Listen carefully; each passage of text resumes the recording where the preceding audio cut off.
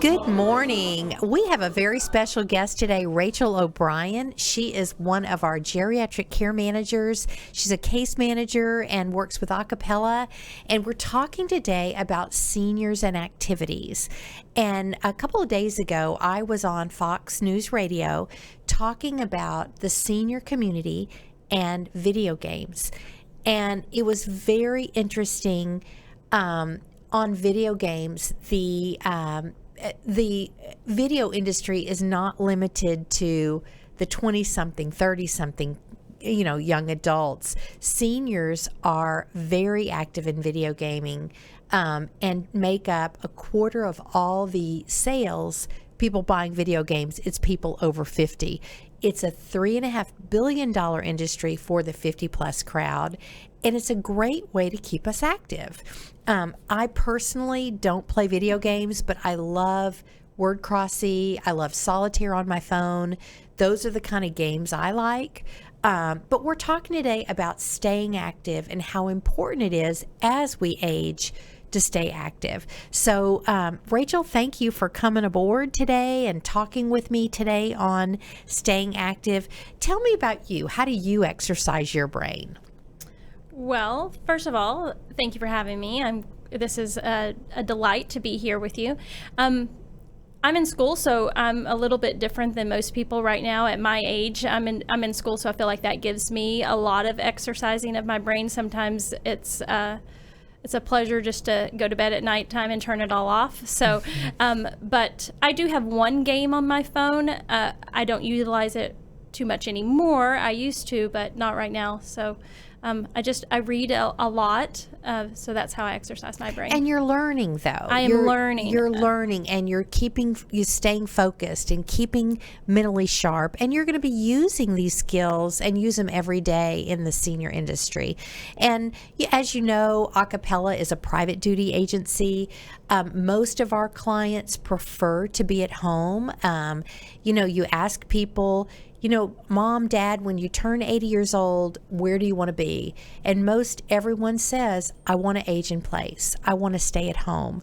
So we're just talking about what activities, even if you have a caregiver or someone in your home, or you're limited on what you can do and what you can, activities you can attend. We're talking about how can somebody stay independent by being active. So let's talk about, we have one client in particular that loves to go out to eat at fancy restaurants. Mm-hmm. Just because you have a private caregiver or somebody helping you does not mean you can't do what you like to do. So, let's just talk about that. What are some activities, even if somebody does have private care in the home, talk about some of the activities that some of our clients like to do.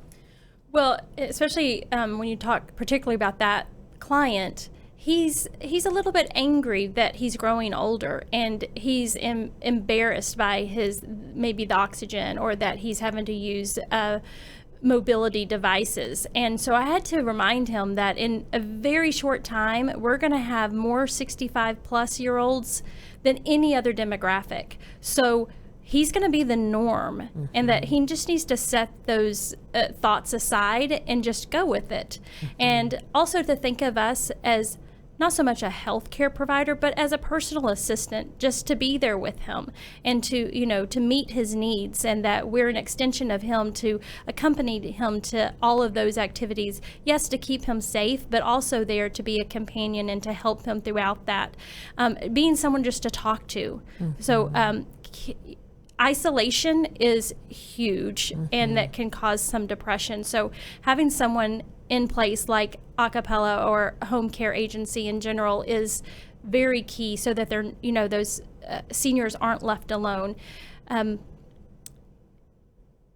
when you move on to like what they can do, so yeah, if they were involved in a book club or church, or just that monthly luncheon with their girlfriends or friends in general, or going to the country club or whatever it was, let that continue. I mean, in today's society, there are so many adaptive equipment, and cars can be adapted to meet all of these needs. So we have to utilize what we have and keep these seniors active. Balance is probably the most important thing. So in one of my classes this past semester, we talked about how parks are being erected that geared towards just seniors, and focus on balance, and not to turn them into, like, don't let them resort back to being babies or toddlers. Let's make it so it's more mature but fits their needs. So and I think we'll see more of that as our population ages, that you're going to see lots of more things just out there for seniors. Well, and my grandmother used to say, forget about yourself. Everybody else is worrying about what they're doing. They're not worried about what you're doing. Right. So don't look at having some help as limiting. Have it as limitless. I mean, you're able to do so many things. Right now, we have a gentleman in Dallas that loves to go to the country club every day. So we have a nurse that goes with him every single day for lunch. Sometimes she sits with him for lunch. Sometimes he sits with his friends and she sits in the lobby. So it's not about, we're not there as a hindrance. We're there to keep you active, keep you involved. Just talking about video games, now there are games that you can play with your grandkids. My son loves Madden football. He loves all the sports. His granddad loves football as well. And so they're able to play those games together. They're 500 miles apart. But what a great way to interact with your family when you do live far away, or you are living alone and you're limited by whatever illness is going on. Maybe you can't walk like you used to could walk, but you can sure play a video game with your grandson. Or you don't bowl. You used to love to bowl. Well, get out that Nintendo Wii and bowl again. You're just going to be at a different level than you used to be, but you can still keep those skills and keep that mind sharp. Right, and I love those interactive games because you can be in a wheelchair or just sitting on your chair, and you just go through the arm motion of it, and it still keeps you active. And you're working. If you are standing, that's another balance exercise, but also just trying to make your aim correctly to knock down those pins. Those interactive games are crucial and ideal for the senior population. Well, and when you go to the doctor and the doctor says you got to stay active, are you exercising? Stay active. Listen to your doctor. Listen to what they're saying, because it is so vital to staying independent is doing those exercises. So this brings us to another topic, and this is just so interesting to me. When I was doing my research on video games and activities, I was interested to find out kind of a lot of times seniors move from their home to a senior community because they want less isolation and they want activities. So I did some research. Rachel, I asked you to help me on this, on activities in senior living communities, from independent living communities that are the most expensive to the Medicaid communities that are funded primarily by Medicaid dollars. So let's talk about your biggest, most expensive communities. Tell me about what someone would expect in those communities for activities. Well, they can expect some very high-end entertainers to be there. They can expect, they do play, just even some of the most basic games such as bingo, but their prizes are like handbags and gift certificates and things like that. They do a lot of, doing things like with the arts, like pottery and painting, just they're at a different level than those for the Medicaid.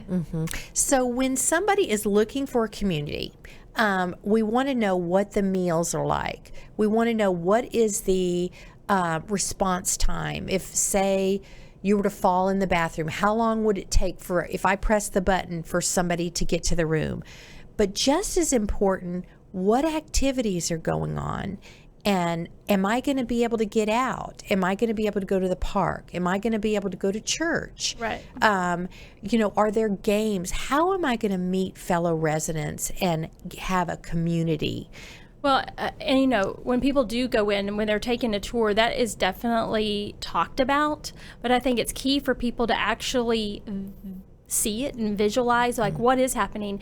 Okay, if there are 100 people in this facility, but there's only 8 people at the activity, it kind of tells you what really is going on. It must not be that fun or engaging if there's only 8 people out of 100 there. So really look at those types of things, not just at what is on paper that this is offered. You need to look and and how do they engage people. And yes, they say that they can take them out, they do field trips, but do they have transportation system? So those are really important things. Don't just take something at face value on what's being told to you or what's in the brochure. Really look into that. Well, I had an activities director in Plano, which is North Dallas, that told me that she gets 20 cents a resident per month. That is crazy.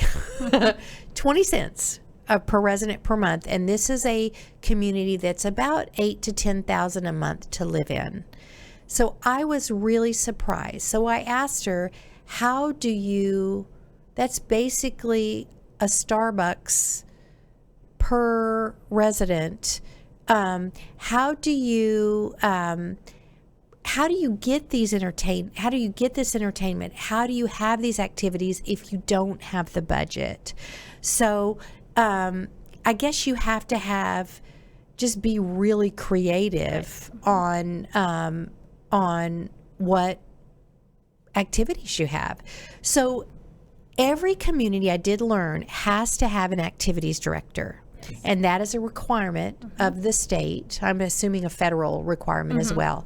So tell me, what are the credentials for that activities director? It's a 3-month program. It's 140 hours. And I guess it could go over 3 months if you couldn't quite get the 140 hours within that 3 months. And so it's just an accreditation, a certificate. Okay. None of the ones that I talked to had to have a bachelor's degree. No or anything. Educational requirements. No. It's just... And a lot had to do with their experience. I mean, it does have experience as a criteria from the state as well. So they could be a CNA, but they had to have so many years of that. Okay. And what draws... and I know the activities director that handles all the activities, if there's a very little budget out there, I'm sure they're not paid very much. So what draws these type of people to do this job? Well, the ones that I spoke to, it was truly their love of the patient. So one of them had spent, I want to say, 15 years as a CNA, but he was never really able to engage very much with each resident. And he started observing the activities and thinking, well, that's where I need to be, because he could spend so much more time with them, because part of it is doing a lot of one-on-ones.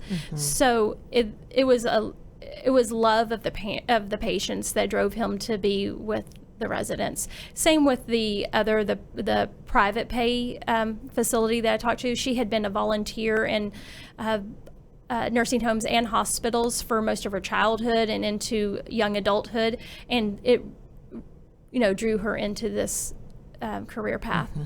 So, and I know with our research, they are required to have 3 to 4 activities per week. Yes. But there's no further definition. No. So it has to meet, it kind of specifies their spiritual, social, and physical. I mean, it has to meet those types of things. So it's a variety of things, but it doesn't say that you can't have bingo 3 or 4 times a week. It doesn't really define what those are.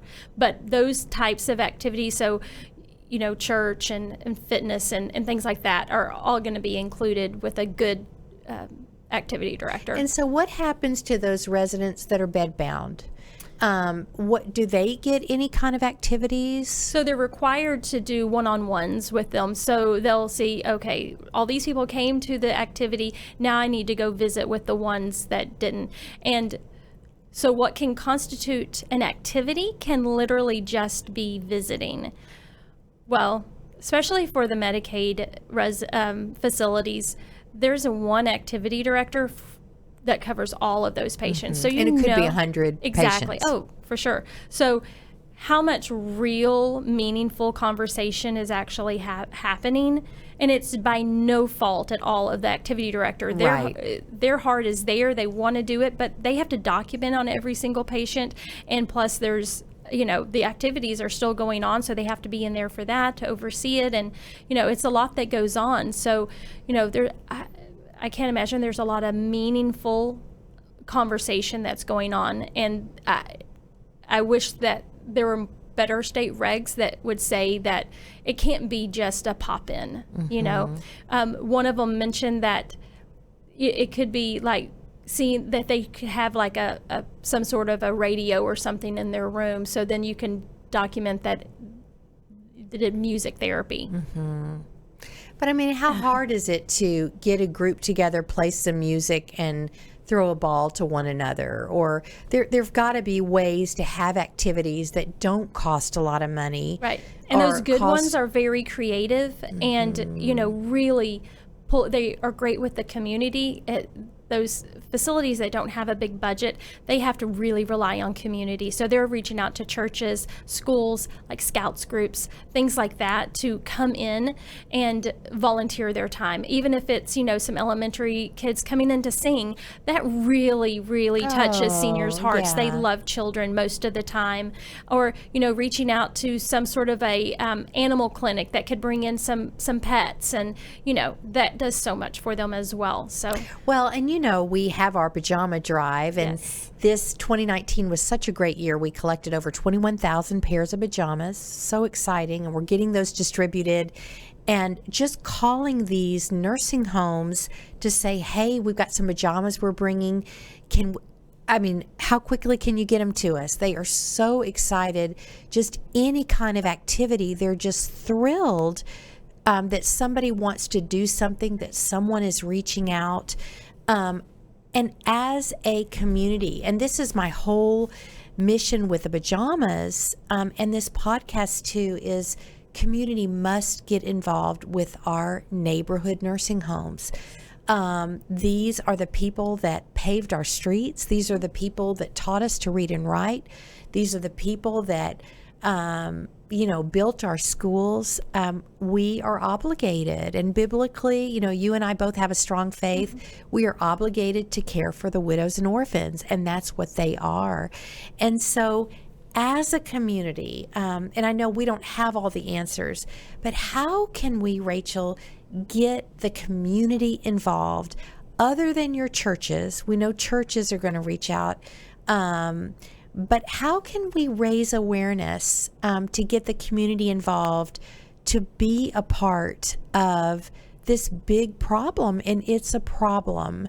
It is. So my background is actually in the skilled world. So it's really important for even someone like me, the marketing director.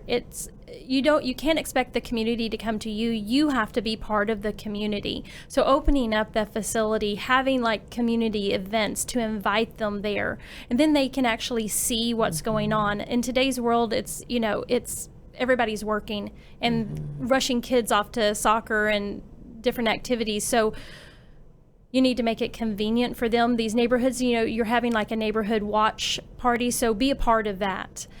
Just make yourself, as the community liaison, a big part of the community, and then asking for their help. Sometimes it just doesn't cross people's minds.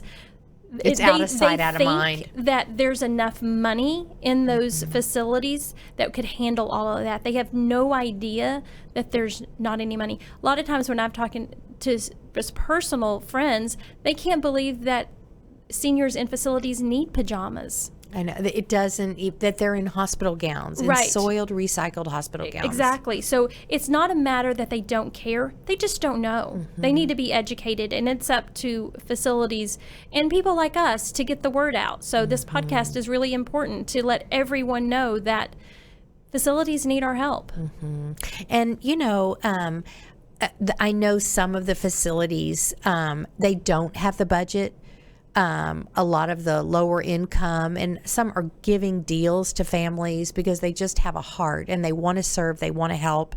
And there are a lot of people that don't have the resources, but then there are those that the facilities are just about profiting. And let's face it, they're out there and we both know it. And we have an obligation. If we see a need at a community, just say, hey, would you like me to run bingo or call bingo? Right. Or Or buying the prizes. I mean, that's something that really engages. I mean, it doesn't, especially, it doesn't matter what that prize is. Just you won and you got some little something. So, donating some prizes for their monthly bingo or weekly, I'm sure it's weekly, weekly bingo game. Just do that. So simple. Even if you don't have the time to sit there and do the calling, but I'm telling you, if you do, you'll enjoy it. Well, and a couple of weeks ago, we delivered pajamas to a community, a low income community in Dallas, and I specifically invited 3 college age girls, and their jaws dropped. They were shocked how sad. And this group in particular, I said, let's just sing some songs a cappella. We started singing Christmas songs, and there was a little man just down and angry and mad at the world. And I said, sir, don't you want to sing with us? And he said, no, I have nothing to sing about. Oh. And it was so heartbreaking. And I just went and got those pajamas for him, and he held on to those pajamas so tight. He was so excited. So just a little pair of pajamas just brought some life back into him. And we need to listen and be aware and, just meet the needs. Just think about your seniors and these nursing homes and what's going on. And we need to be a bigger advocate and support. Absolutely. Yeah. So I appreciate your time just talking about activities. Get active, exercise your brain. We have just more on this topic, but really think about the community in your neighborhood. Find out what's going on. There's always a way you can help, whether it be baking cookies for the staff to make them feel appreciated, getting a group to go sing songs, for a special holiday, Mardi Gras is coming up. I just think just passing out Mardi Gras beads that you can find in a thrift store. There are things you can do that don't cost anything, and you can just make a difference in our seniors' lives. So thank you, Rachel, again. My pleasure. And you have a great day, and just Thank keep you. exercising your brain. All right. Thank you. Thank you so much. You did awesome.